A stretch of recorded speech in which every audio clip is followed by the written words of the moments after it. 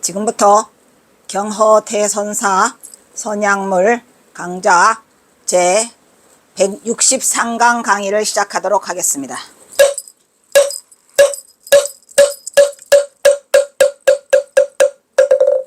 먼저 삼기의와 반야심경이 있겠습니다.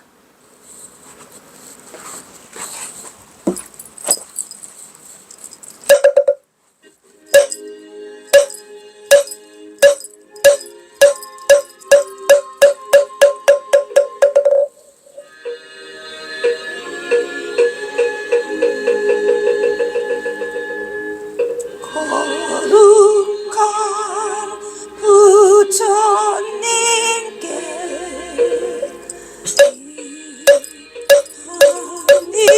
기도합니다. 거룩한 가르침에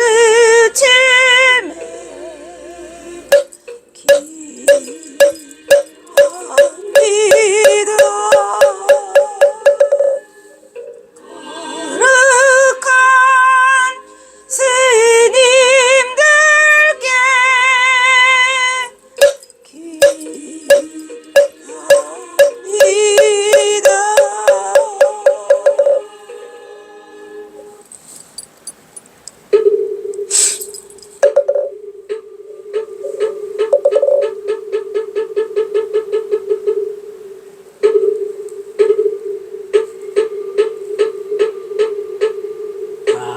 반야바라밀다신경 환자제보살이 깊은 만야바라밀다를 행할 때 운이 공한 것을 비추어 보고 온갖 고통에서 건너느니라. 살리자여 세기공과 다르지 않고 공이 색과 다르지 않으며 색이고 공이요 공이고 색이니 수상행식도 그러하니라. 살리자여 모든 법은 공하여 나지도 멸하지도 않으며 더럽지도 깨끗하지도 않으며 줄지도 줄지도 않느니라. 그러므로 공 가운데는 색이 없고 수상행식도 없으며 안입이 설신의도 없고 색성향 미척법도 없으며 은의 경계도 의식의 경계까지도 없고 무명도 무명이 다함까지도 없으며 늙고 죽음도 늙고 죽음이 다함까지도 없고 거짓멸도도 없으며 지혜도 듬도 없느니라. 없는 까닭에 보살은 반야바라밀다를 의지함으로 마음에 걸림이 없고 걸림이 없으므로 두려움이 없어서 뒤바뀐 헛된 생각을 멀리 떠나 완전한 열반에 들어가며 삼세의 모든 부처님도 반야바라밀다를 의지함으로 세상의 깨달음을 얻느니라. 반야바라밀다는 가장 신비하고 밝은 주문이며 위있는 주문이며 무엇과도 견딜 수 없는 주문이니 온갖 괴로움을 없애고 진실하여 도망하지 않음을 알지니라. 이제 반야바라밀다주를 말하리라. 아제아제 바라 아제 모지사바 아제아제 바라 아제 모지사바 아제아제 바라 아제 가승아제 모지사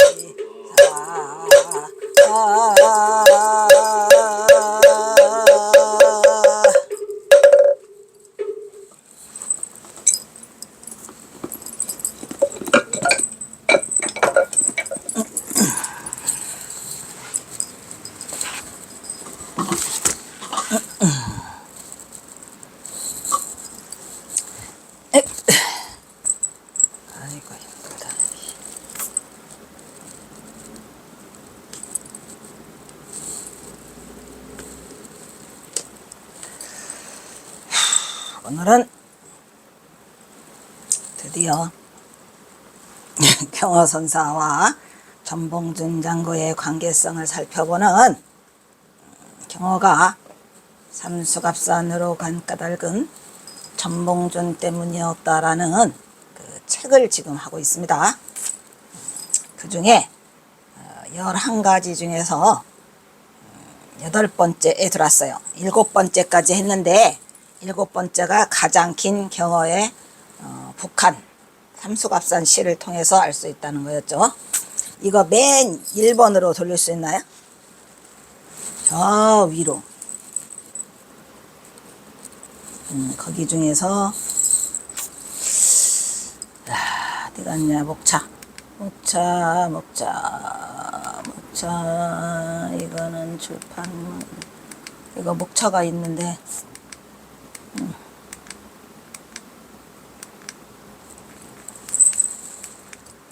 왜 이거에서 안 넘어가? 으이씨.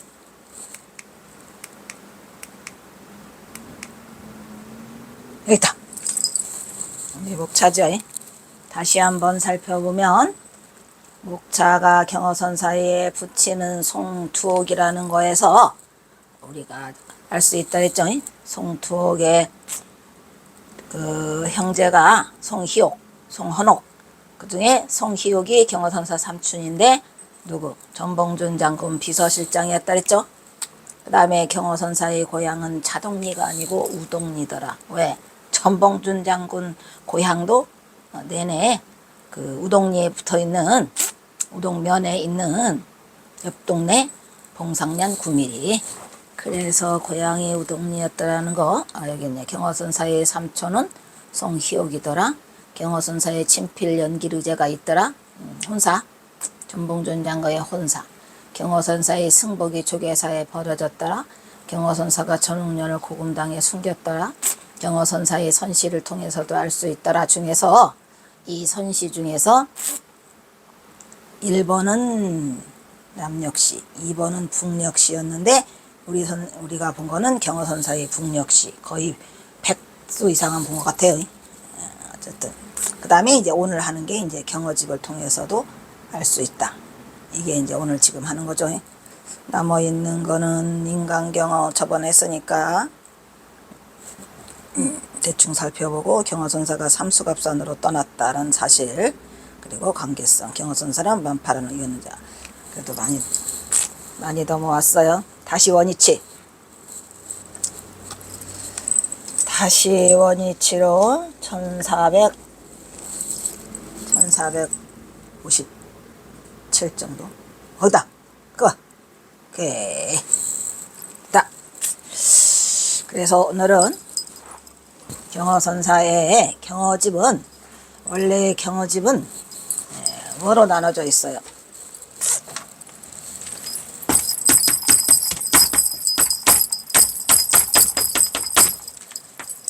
경허집은 운문과 산문으로 나눠져 있어요.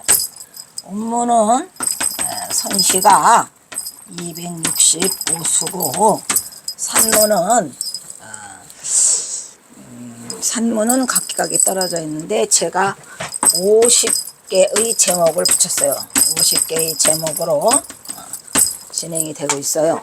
그런데 이제 그 50개 제목 속에 다 있는 건 아니고, 선시는 아무래도 당신의 마음을 표현하기 때문에 거기다 사이사이 이렇게 넣어놨어요. 근데 이 경허집의 산문, 즉 법어죠.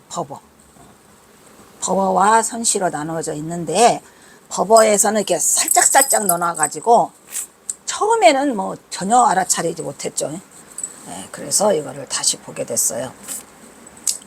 경허선사와 전봉준 장군과의 관계성은 경허집을 통해서도 알 수 있는데, 경허선사가 전봉준 장군과의 세속 인연으로 인하여 그가 한국 선불교 대선승으로서 감내해야 할 고통은 이만저만이 아니었을 것으로 그 짐작이 충분히 가능합니다. 1번 경허집 속에 들어있는 것 중에서 제19강이에요. 제19강에 뭐가 있냐면은 결, 제목이 아주 길죠. 결, 동수정의 동생도술, 동성불과 계사문. 문자가 없는데, 이거는 뭐냐면 경허선사가 1899년에 11월 11일 날, 1899년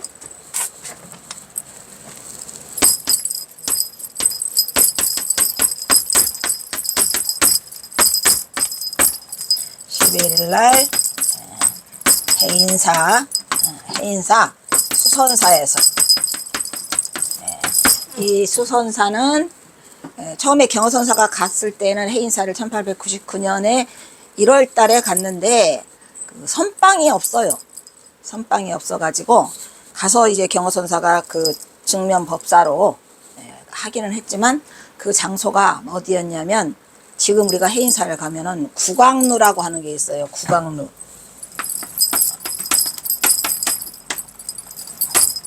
국왕루라고 하는 누각이 있는데, 그전에는 그 누각이 이렇게 커가지고 제가 갔을 때만 해도, 내가 공주교육대학을 그 대불련 활동하면서 거기에서 수련대회를 해요. 우리는 어디서 했냐면은 해인사 삼선암, 해인사 그 들어오는 쪽 아래쪽에 홍제암 그쪽 아래쪽으로 삼선암이라는 곳에서 5박 6일의 수련대회를 하게 되죠. 그래서 제가 그 공주 대불련 회장 대표로 가서 누구랑 성명정 스님을 만나는 그러한 인연이 생겨서, 성명정 스님을 통해서 우리 공주 대불련 공주 4대 교대 합쳐서 56명이 가요. 거기를 56명의 대장으로 내가 가지요. 갔을 때만 해도 이 국왕루라는 게 있어서 커요. 누각이 해인사, 그러니까 대적광전을 마주보고 있죠. 그래서 그 밑으로 사람이 다녔었어요. 그 밑으로 사람이 다녀가지고 국왕루를 나는 봤는데, 헐, 몇 년 전에 경허선사 발자취 선찰술래에 거기를 답사를 갔는데, 헐, 국왕루가 없어졌어. 아니, 왜 국왕루가 없어졌대야, 이게 뭔 일이냐 하니까, 그 국왕루 밑으로 사람이 다니게 한 거를 그걸 막아버렸어요. 막아가지고 거기를 뭐 종못으로 써먹고 있는데, 과연 그게 옳은 일일까? 아유, 괴로웠지요. 괴로웠어요. 그래서 거기를 막아놔서 사람들이 그 밑으로 확 다녀야 되거든. 왜? 기도 받고, 우리 경허선사가 거기가 위에가 선방이었어요. 그냥 허허 벌판에 선방을 했어요. 그러니까 스님들이 수행할 때 얼마나 힘들었겠습니까? 국왕루 위에 이제 있잖아요, 거기가. 그래서 이제 했는데, 그렇게 하고 그 하한 거를 마치고, 그 다음에 이제 거기서 이게 너무 작다, 선방이 너무 작고 불편하다 해가지고 수선사를 짓기 시작해요. 그래서 경허선사가 해인사 수선사 창건기를 써주시잖아요. 9월 15일 날, 1899년 9월 15일 날 써주시는데, 그 위치도 지금 사실은 그냥 다니면 못 찾아요. 그 퇴설당이라고 있어요. 경허선사가 조실방이죠. 지난번에도 말씀드렸지만 퇴설당도 못 들어가게 해놨어요. 아니, 좀 드나들게 좀 하라고. 왜 다 막어놔. 근데 퇴설당이 뭐 조실스님 방이라고 합니다. 지금 그 퇴설당에서 문등이랑 잠잤죠. 예, 문등이랑 보름간인가 뭐 며칠간인가 잔 방이 그 퇴설당이에요. 근데 퇴설당 현판을 볼 수가 없지만 거기에 힌트 비밀이 있어요. 대적광전 있죠. 대적광전을 이렇게 앞에다 정면에다 두고, 대적광전을 정면에다 두고, 여기가 대적광전이요. 대적광전 보이죠? 그 다음에 요쪽에 길이 있어요. 이렇게 길이 있는데 여기 담벼락이 있어. 이렇게 담벼락이 또 이쪽도 있어. 여기가 앞에가 쭉 계단이 있죠. 여기가 3층 석탑이 또 있잖아요. 이렇게 3층 석탑이 몇 번 탑이야. 여기에서 까치발을 딛고 이렇게 들여다보면 그쪽에 보여요. 그러니까 거기를 까치발을 딛고 잘 보시면, 저 그림 안 보일 것 같다. 그림 안 보일 것 같아. 어찌됐건 거기에 퇴설당이 있으니까 꼭 보시고, 퇴설당이나 아니나 글씨가 클 거라고 생각하면 큰 오산이고, 경허선사의 성품대로 딱 손바닥만 해요. 이 손바닥만한 글씨에 퇴설당이라고 이렇게 딸랑 붙어 있어요. 그냥 지나칠 수 있으니까 꼭 보시고, 보여달라고 하니까 죽어도 안 보여서 저도 3시간 싸우다가 봤거든요. 네, 어쨌든 그래서 그 바로 옆에 또 퇴설당에 있냐면 퇴설당 옆쪽에 수선사라고 하는 것은 말 그대로 이 선을 하는 선빵이죠. 그래서 수선사라 해가지고 이 거기다가 짓고 거기서 경허선사가 1899년 걔는 1899년 9월 15일 날 준공식을 보고 얘는 11월 11일 날 해인사 수선사에서 그 결사를 가져요. 그러니까 이 결사라는 거는 굉장히 대단한 의미 있는 건데 그 보조국사 진울이 어디서요? 여기 어디 거조암? 어디죠? 네, 거조암에서 뭐를 했어요? 정예결사를 했잖아요. 그 정예결사를 하고 거의 1000년 가까이 900 몇십 년 만에 다시 결사를 일으키는 게 우리 경허선사죠. 이 결사라고 하는 거는 아무나 하는 게 아니고 일정한 대중이 모여가지고 거기서 모임을 갖고 거기서 수행을 정진하는 걸 결사라고 하는데 그 결사의 맥이 거의 1000년 가까이 끊어졌다가 900 몇십 년 만에 경허선사가 이어요. 그 연도를 짜는데 그래서 그 결사 제목이 동수정해 동생도솔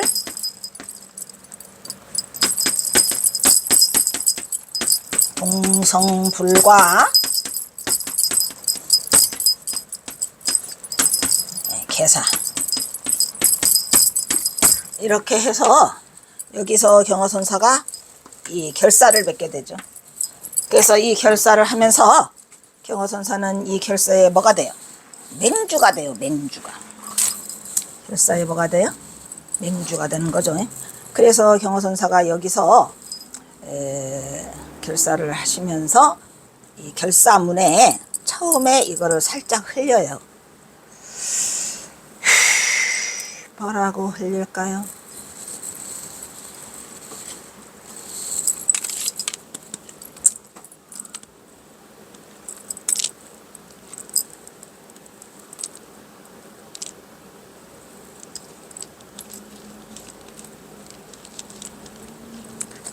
다 내려놓고 싶은데 자꾸 뭐를 알아야 되니까 괴로움이죠. 이것이 나의 괴로움이구나.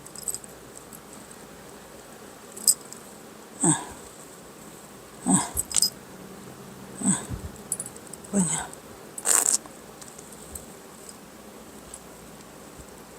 연도는 왜 안 나오냐? 연도 나와라. 요즘에는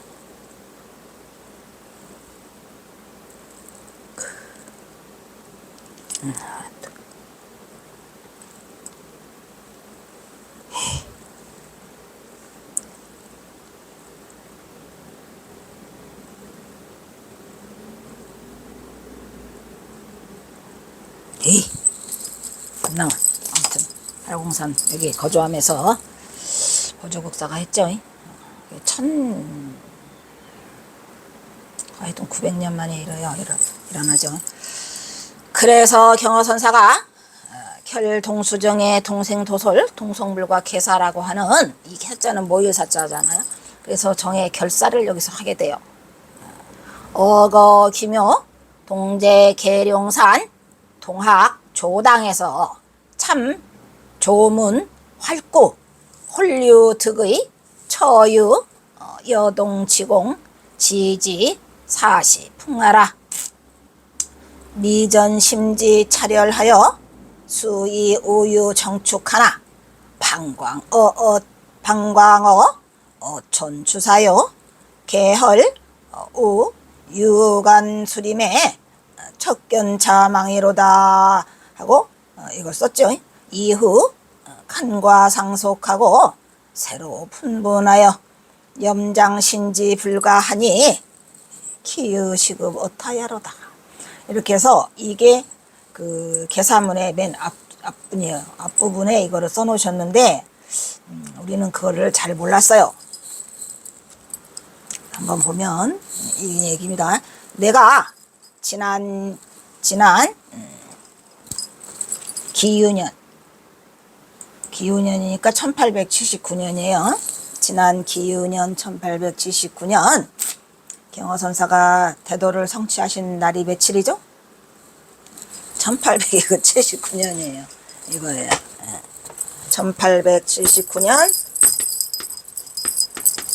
11월 보름날이죠. 1879년 11월 11일 날 동학사 조사당에서 대호를 성취하시죠. 지금 그 얘기를 쓰고 계시는 거예요. 내가 지난 기우년 1879년에 겨울에, 정확하게 말하면 1879년 11월 15일 날 계룡산 동학사 조사당에 있으면서 대도를 성취했죠. 뭐를 했대요?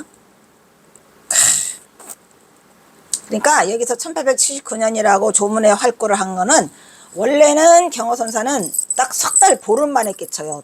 아니, 석 달 보름만 아니라 100일 만에, 딱 100일 만에 깨쳐요. 그러니까 경허선사가 그 호열자를 만나가지고 돌아온 게 8월이에요. 8월. 왜냐면 7월 15일 날 방학을 했어요. 그때가 이제 동학사가 이제 강당이니까 방학을 했고, 이게 15일이니까 석 달 열흘이 돼야 되기 때문에 15일이니까 8월 달에 8월 15일이면 뭐예요? 9월 15일, 10월 11일, 11월 15일이면 딱 석 달이죠. 그러니까 8월 15일 날 한 게 아니야. 90일에다가 8월 5일 날 했다. 8월 5일 내지 8월 6일 날. 7월 15일 날 방학을 해가지고 저 아래에 전라도를 내려가서 다 이것저것을 보고 올라오다가 만경뜰에서 호열자를 맞닥뜨리죠. 그래서 동학사로 돌아온 거는 8월 6일부터 문을 걸어 잔 거예요. 그래가지고 11월 15일 딱 100일 만에 깨치시는데, 그래서 조문의 활구를 참고하다가 이런 얘기죠. 여기서 중요한 거는 조문의 활구예요. 무슨 말인지 아시겠죠? 조문이라고 하는 거는 무슨 문이죠? 조사의 선문이죠. 뭘. 그리고 활구는 뭐예요? 항상 말했지만 우리가 대도를 성취하기 위해서 가지고 있어야 할 선결 조건이 있다 그랬죠. 그래서 임재의원이 삼현삼요라고 말을 했지만, 우리가 필요한 요, 삼요, 대신심, 대분심, 대의단이라고 했는데, 거기에 앞서서 더 먼저 선결 조건으로 가지고 있어야 할 게 있어요. 뭐죠? 화두죠, 화두. 그런데 화두 중에서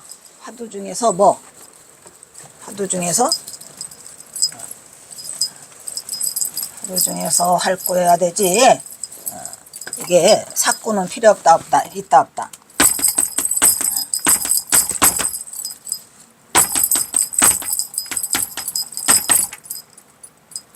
이 화두 중에서 무슨 구? 활구. 중요한 말이에요. 다른 거가 별로 중요하지도 않지만 이거는 우리가 수행자로서 공부를 해야 되니까 반드시 무슨 구? 활구해야 돼, 활구. 이게 사구라는 거, 이 반대가 있죠, 반대. 반대는 뭐예요?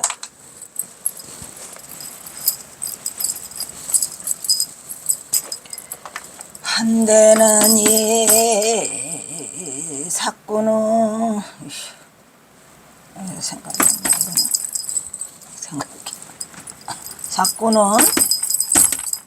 사구는 절대로 안 되죠. 사구는 버려야 돼요. 그래서 우리가 해야 될 거는 이 활구. 화두 중에서 활구.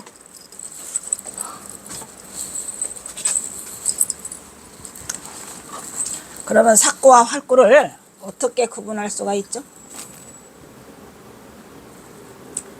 사구와 활구는 사람에 따라 달라요.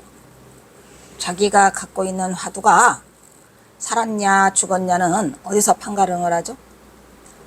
의심이 되느냐 안 되느냐예요. 대신심, 대분심, 대의단에서 내가 그 화두에 의심이 생겨야 돼요. 그리고 의심이 안 생겨서 그냥 한마디로 말하면 미치는 거야, 거기에. 이게 왜 안 풀릴까? 이게 뭐지? 의심 덩어리가 크면 클수록, 그 의단이라고 하죠. 그걸 의심 덩어리를 의단이라고 하는데, 그 의단이 크면 클수록 뭐가 커? 깨침이 크다니까요. 그래서 의단을 이 덩어리 의심 덩어리가 이 가슴에 들어앉아서 뭐를 해도 밥을 먹어도 밥이 뭐 모래알을 씹는 것 같아요. 여러분 밥을 먹었는데 모래라고 느껴질 정도로 그 화두를 들고 해본 적 있나요? 아니 나는 그것이 그 조사들의 책에만 있는 줄 알았어요. 선어록. 에이 거짓말. 에이 거짓말. 어떻게 밥이 모래야? 아 근데 진짜 모래예요. 모래가 돼갖고 내가 혓바닥을 만져봤다니까. 이게 왜 이래 밥이 모래야? 모래로 덩글덩글 하는데 미친 듯이 했죠 저도. 근데 될 수 있으면 언제 하라? 젊은 날에 하라. 시간 가기 전에 해라고. 시간 가기 전에. 젊은 날에 미쳐서 거기에. 밥이 모래알처럼 댕글거려요. 이게 넘어가질 않아요 입으로.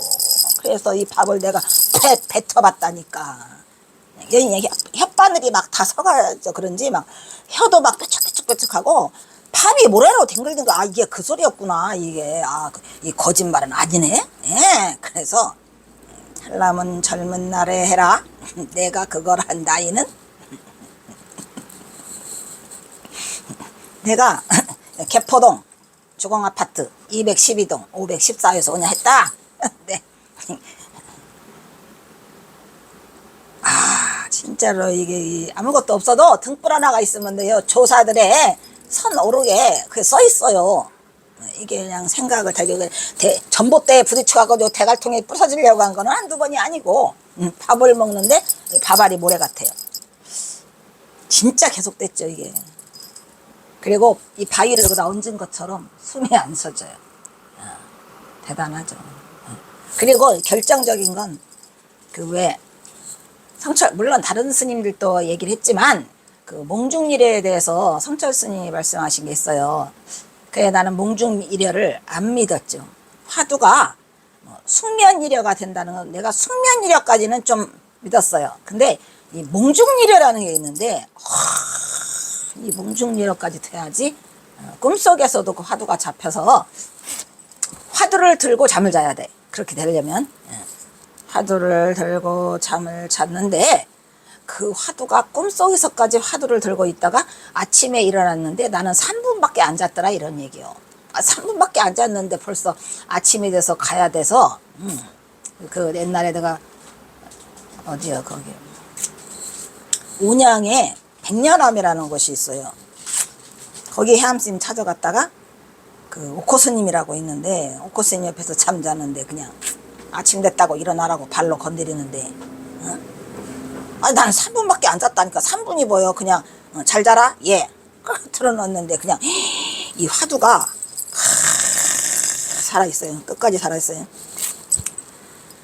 어쨌든 활구는 의심이 살아있어야 되고 그 화두가 펄펄 살아있는 화두 그 활구를 잡아야 돼요. 그러다가 문득 뜻을 얻은 것이 있었다. 경허선사가 이렇게 간단히 말씀하시지만 이건 그게 아니에요. 석 달 열흘 동안을 처음에는 밥 몇 끼? 3끼 좀 있다가는 2끼 좀 있다가는 1끼 그러다가는 1끼를 넣는데 일주일 동안 밥이 안 움직여. 그걸 뭐예요 우리가? 일주일 동안 밥이 안 움직인다. 이게 바로 대도를 성취하는 격에 패침망찬이죠.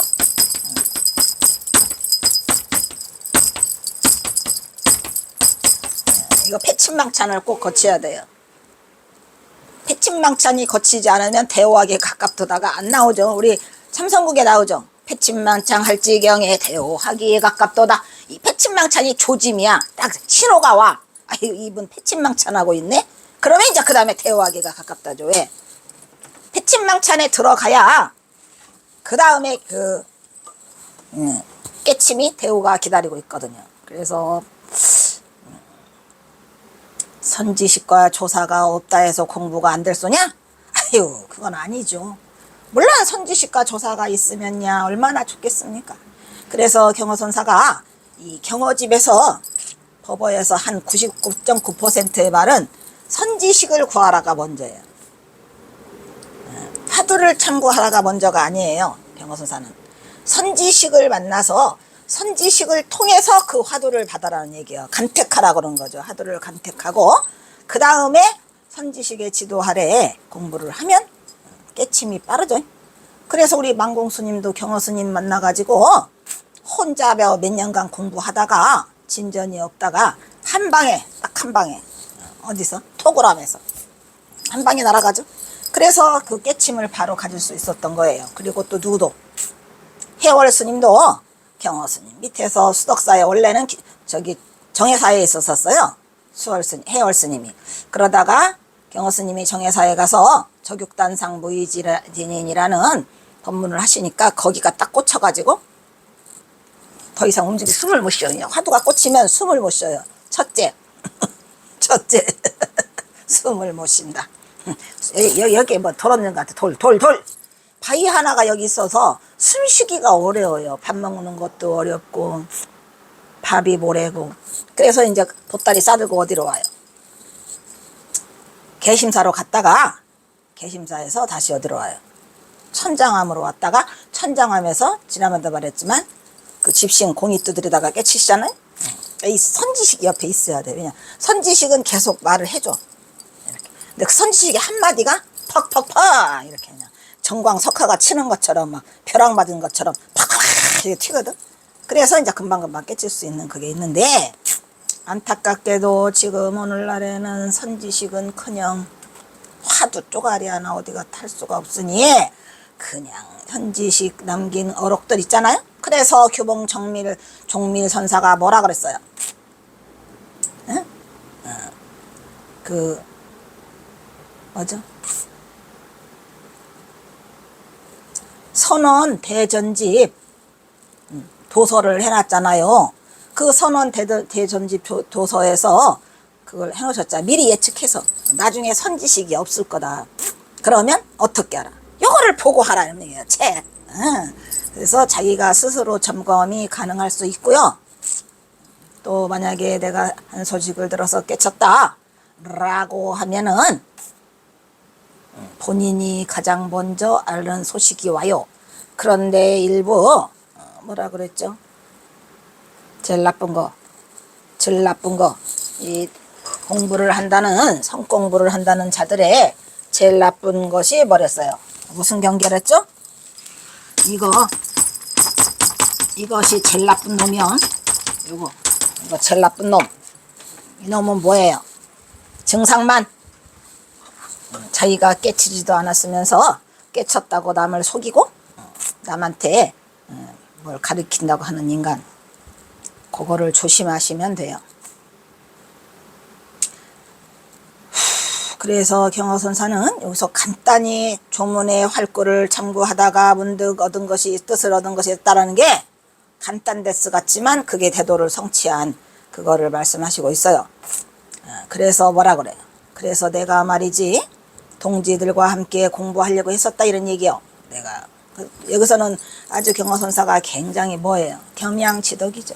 진짜로 겸양지덕이라 동지들과 함께 공부할 수 있다는 얘기는 제자들을 가르치고 싶었다 이런 얘기예요. 물론 경허선사에는 위대한 삼월이 있죠. 위대한 제자들이 있어가지고 공부를 안 가르친 건 아니에요. 그런데 그때에 풍가. 이 풍가가 뭐예요? 풍가라고 하는 게 유행병이 아직 낫지 않았고 유행병이 뭐였었죠? 유행병. 콜레라예요. 콜레라가 그때 호열자라고 해가지고 그때 막 급습을 해요. 그래서 그때 이제 1879년 경허선사가 11월 15일 날 태도를 이루지만 그 해 1879년 5월 달에 이미 일본에서 콜레라가 어디를 통해서 상륙을 해요.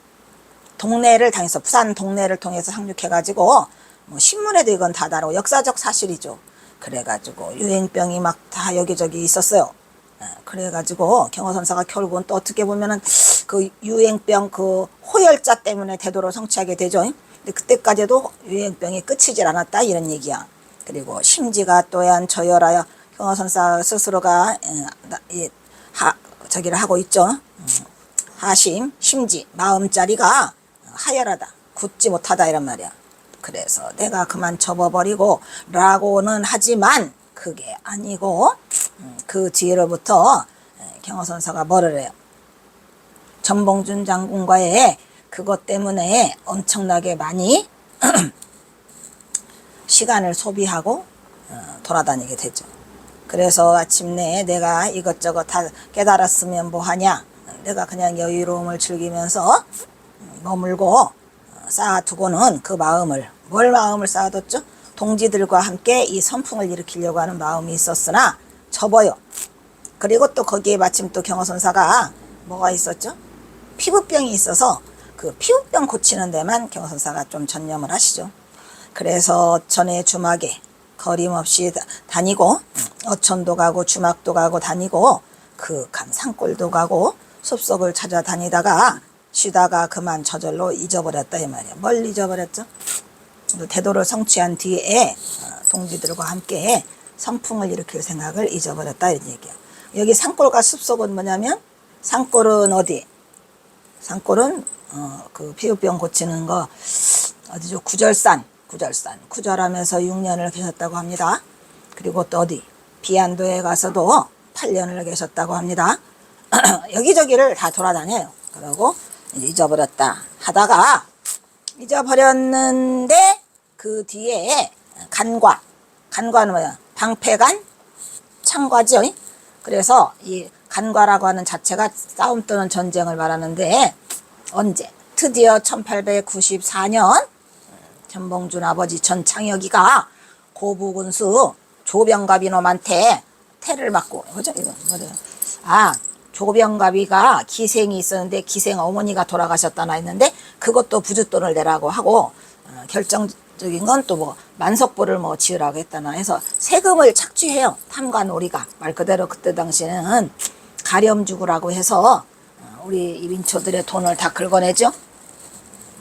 민초들의 돈을 다 긁어내면서 뭐를 해요?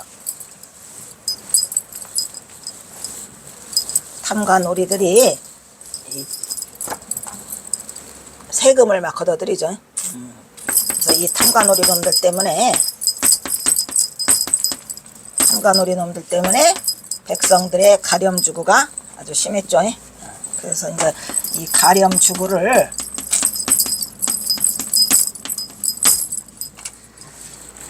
막아보려고 전봉준 장군 아버지도 가방끈이 있어요. 그래서 거기에서 내년 훈장을 하셨죠. 훈장도 하고 또 그 약초, 한약방도 하고 이러시면서 이제 그 고부군수 조병갑에 대들었다가 한 달 동안 옥살이를 하고, 그때는 이제 태장도유사잖아요. 태는 곤장 100대, 그죠? 아니, 태는 뭐 가볍게 때리는 거고, 장이 뭐 곤장이라며. 그 곤장 100대 맞고 집에 와가지고 장독이 올랐어요. 장독이 이제 그거 때리면 엉덩이에 살이 막 찢어지잖아요. 그래서 결국은 죽어요. 한 달 만에. 그래서 이제 전봉준 장군이 이제 동학농미를 거사를 하게 되는데, 그게 바로 1894년이죠. 1월달. 전봉준 장군 아버지는 1893년에 돌아가시나? 예, 그래요. 그래서 그 뒤로 이제 경허선사랑 이제 붙어버린 거예요. 경허선사는 그동안에는 그냥 하지 말아라 하고 말리다가, 경허선사가 아버지처럼 모시는 전창혁이가 죽음을 맞이하면서 경허선사가 돌아요. 꼭지가 돌아서. 네, 경허선사 아버지도 또한 그렇게 해서 죽었잖아요. 우라병이 터져서. 경허선사의 천석군에 그 천석 재산을 다 뺏어가고 물레방앗간 하나만 남겨놔요. 그 물레방앗간은 지금도 있어요. 자리가. 제가 이거 강의 다 끝나고 만약에 그때도 내 기운이 남아있다면 경허선사 발자취 선찰순례 75군데 3년간 했는데, 그거 다시 해달라고 그러는데 그거는 못해줘. 75군데를 어떻게 다시 가나? 못해요. 그거는 못하고 2차 제 2차 경허선사 발자취 해가지고 경허선사 고향, 전봉준 장군 고향,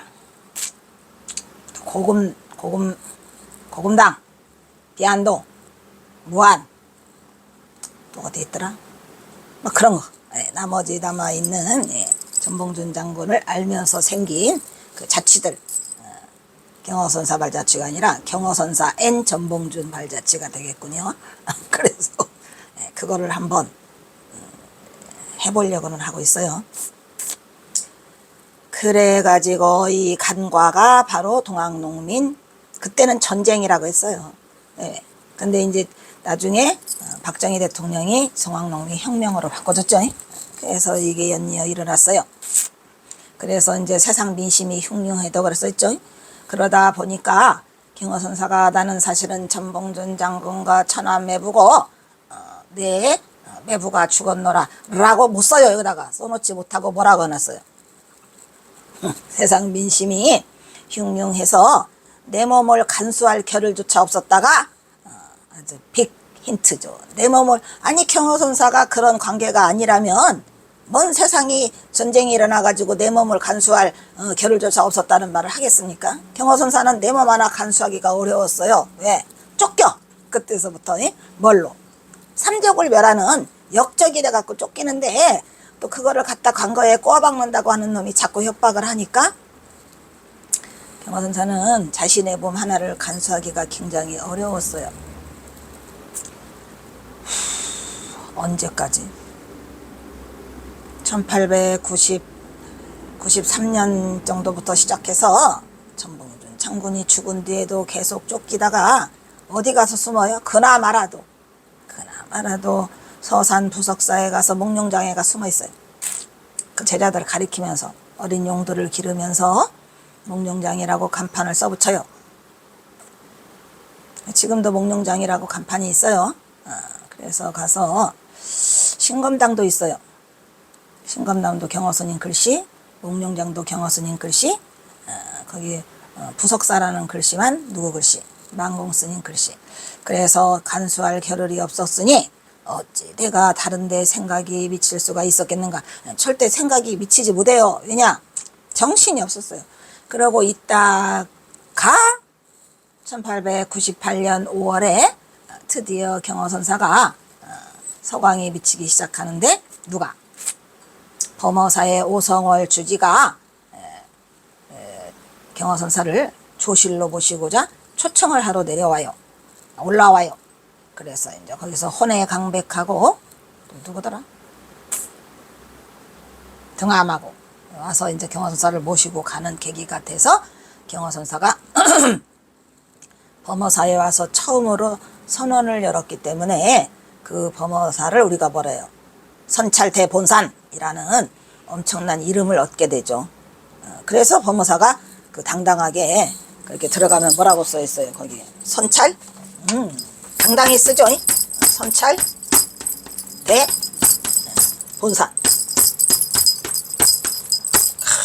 선찰대본산이라는 당당한 이름을 얻게 되는 게 이제 경허선사가 처음으로 범어사로 이동을 하셨기 때문에 그렇죠. 그래서 이 말이 내가 다른데 어디 생각이 미칠 수가 있었겠느냐 라고 하면서 이 경허집 별동수정의 동생도솔 동생불가 계사문이래 짝강아. 그것을 하게 되는죠. 그거를 아까도 설명을 많이 했지만 우리가 결사를 한다. 동수정의 정해를 함께 닦으면서 아직 안 지웠어? 다 지웠지. 동생도솔 한꺼번에 우리가 어디로 태어나 도솔천에 태어나서 동성불과 한꺼번에 불과를 이루자라는 서 맺을 계사를 하는 거죠. 그래서 우리가 결사라고 하는 거예요. 그래서 그거를 써서 여기에 경허선사가 그거를 남기고 있어요. 경허선사는 자신이 지난 기유년에 겨울에 계룡산 동학사 조사당에서 조문의 활구, 즉 무슨 활구에 썼었죠? 려삼이거 마사도래를 참고하다가 장부 일대사를 마친 사실을 겸손하게 표현하고 있죠. 그래서 그때 동지들과 함께 공부할 생각이 있었으나 그 당시에는 전국을 휩쓸던 유행병 콜레라가 있어서 그게 아직 수그러들지도 않았고 자신이 심지가 또한 저열해가지고 아주 여유로움을 즐기면서 머물러 쌓아두고는 실행에 옮기지 못하였다라고 하고 있고요. 그동안의 경허선사는 이게 호서 시절이에요. 바로 호서 20년을 보내게 되는데 이러한 때 경허는 그러니까 경허선사가 천장암으로 건너간 그 날짜가 언제예요? 1880년이에요. 80년 1월. 그래서 1895년